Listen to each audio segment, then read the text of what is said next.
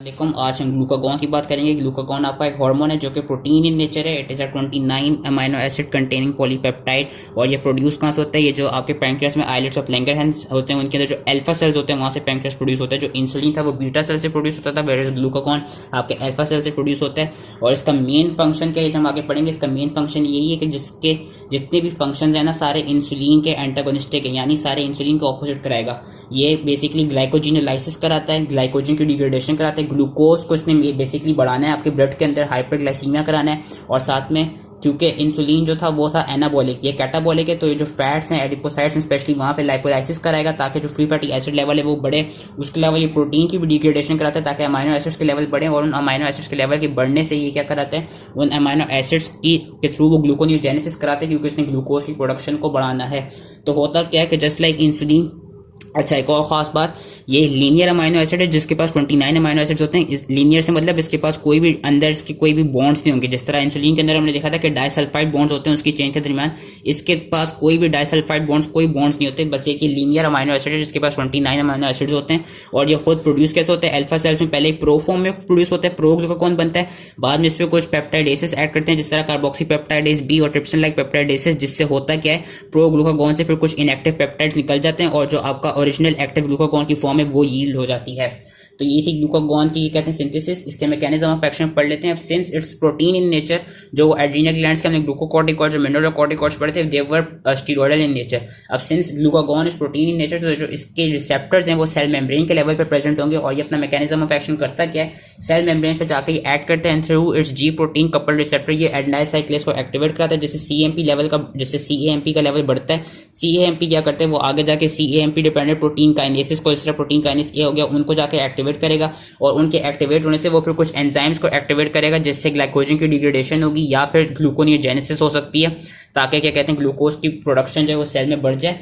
और यही चीज़ इन्होंने यहाँ पे दिखाई हुई है जो हमने क्या कहते हैं पढ़ी थी कि आपका ये जी प्रोटीन ये। अच्छा, एक और ख़ास बात, ग्लूकागॉन के जो रिसेप्टर्स हैं ना वो सिर्फ लिवर और एडिपोसाइड्स में होते हैं। ग्लूकागॉन के रिसेप्टर याद रखते हैं मसल्स में नहीं होंगे। ये मैं अपनी क्या कहते हैं कैटेकोलामीन्स की वीडियो में भी दिखा चुका हूँ कि मसल्स पे जो मसल्स के ग्लाइकोजन स्टोरेज है उनको डिग्रेड कौन कराता है? एपिनेफ्रिन कराता है। वेरस लिवर और एडिपोसाइड से कौन कराता है? वो कराता है ग्लूकागॉन। तो होता है कि ग्लूकागॉन लिवर पे अपने रिसेप्टर पे जाके ऐड करता है और फिर ऐड होने से क्या करता है, जी प्रोटीन कपल रिसेप्टर होता है उस पर जैसे ही जाके बाइंड करते तो करता है कि एडेनाइल साइक्लेज को एक्टिवेट कराता है। एडेनाइल साइक्लेज के एक्टिवेट होने से सीएएमपी के लेवल्स बढ़ते हैं। सीएएमपी आगे जाके क्या करते हैं, वो सीएएमपी डिपेंडेंट प्रोटीन काइनेसिस को, जिस तरह प्रोटीन काइनेस ए हो गया, उनको एक्टिवेट करते हैं। वो फिर आगे जाके क्या करते हैं, कुछ एंजाइम्स को एक्टिवेट करेंगे। जिस तरह यहाँ पे ग्लाइकोजन फॉस्फोराइलेज को एक्टिवेट किया जा रहा है। ग्लाइकोजन फॉस्फोराइलेज जब एक्टिवेट होगा तो वो क्या करेगा, ग्लाइकोजन की डिग्रेडेशन कराएगा, ग्लाइकोजिनोलाइसिस कराएगा, जिससे आपकी सेल के अंदर, आपकी बॉडी के अंदर ग्लूकोज की प्रोडक्शन इंक्रीज होगी।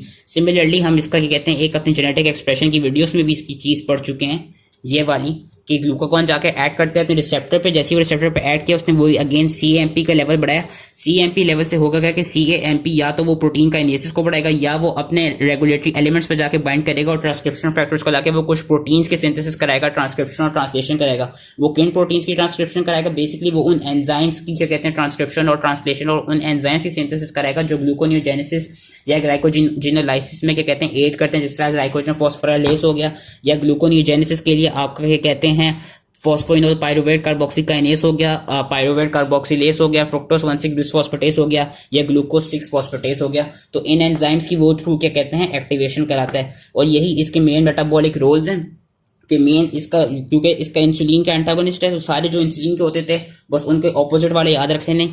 इसने क्या कराना है कि अपना हाइपरग्लाइसीमिया कराना है, हार्मोन ब्लड शुगर लेवल बढ़ाना है, तो वही ग्लूकोनियोजेनेसिस कराई, ग्लाइकोजिनोलाइसिस कराई। मसल्स पे ऐड करेगा नहीं क्योंकि मसल्स पे रिसेप्टर होते नहीं है। और लाइपोलिसिस कराता है। लाइपोलिसिस कैसे कराता है कि जो एडिपोसाइड्स है वहां पे भी इसके रिसेप्टर्स होते हैं, वहां पे जाके बाइंड करेगा और वहां पे बाइंड करने से फ्री फैटी एसिड और ग्लिसरॉल के लेवल बढ़ाएगा। फिर होगा कि जो फ्री फैटी एसिड लेवल बढ़ेंगे वो अपनी बीटा ऑक्सीडेशन के थ्रू क्या कहते हैं एनर्जी देंगे और जो आपके फ्री फैटी एसिड्स होंगे वो आपके कीटोन बॉडी फॉर्मेशन में भी जाके हेल्प कर सकते हैं, वहां पे भी वो मतलब उसकी प्रोडक्शन में भी हेल्प कर सकते हैं। तो एक तरफ से हम देख सकते हैं ग्लूकागॉन कीटोन बॉडीज की प्रोडक्शन भी कराता है। दूसरा ग्लिसरॉल बना रहा है, तो ग्लिसरॉल बनाने से क्या होगा कि वो आपके क्या कहते हैं ग्लिसरॉल आपका ग्लूकोनियोजेनेसिस के लिए यूज हो जाएगा, उससे ग्लूकोज प्रोड्यूस हो जाएगी।